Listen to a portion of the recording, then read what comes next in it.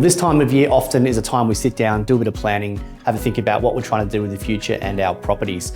Talking to clients, there's absolutely mixed messages out there in terms of what's happening in terms of the market and whether now is a good time to be doing things. So let's get into it. The City of Whitehorse, the last 12 months, the housing median price has gone up roughly 7%. The unit marketplace, which comprises units and apartments, has stayed relatively level. What does that actually mean? So within those categories, some of the pockets of our marketplace are going stronger than others. So what's going really well right now are family homes. So we are shorter supply on those relatively to demand.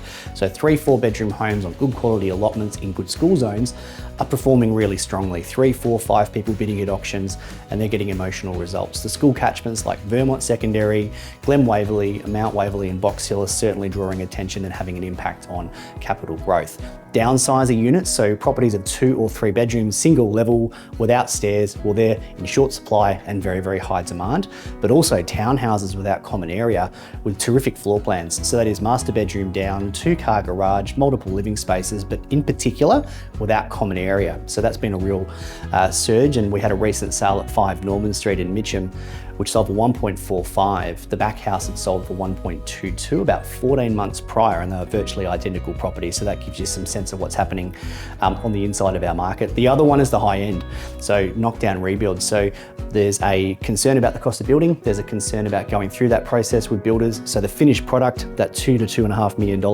sort of price level is certainly very, very strong, and we're seeing considerable growth there. So looking forward to the year ahead, we predict a fairly stable marketplace. We think interest rates are going to stay in place for the predominant part, so it does provide some opportunities for upsizing for first home buyers as well, and also for downsizing. The main conversation for people is finding the right home. So you may not know that we actually do provide a buyer advocacy service to assist you with that. And one of the key things is making sure we find the right property, but give you enough time so you can sell your property as well and make all that work and match for you. We have one of the larger property management businesses in the City of Whitehorse, and last year alone we leased close to 300 properties. Median rents last year went up close to 20%, and we foresee similar growth in the 12 months ahead. Yes, that's offset with holding costs, government charges and levies and the compliance things that the governments are coming into place. But here's the case for investing in Victoria.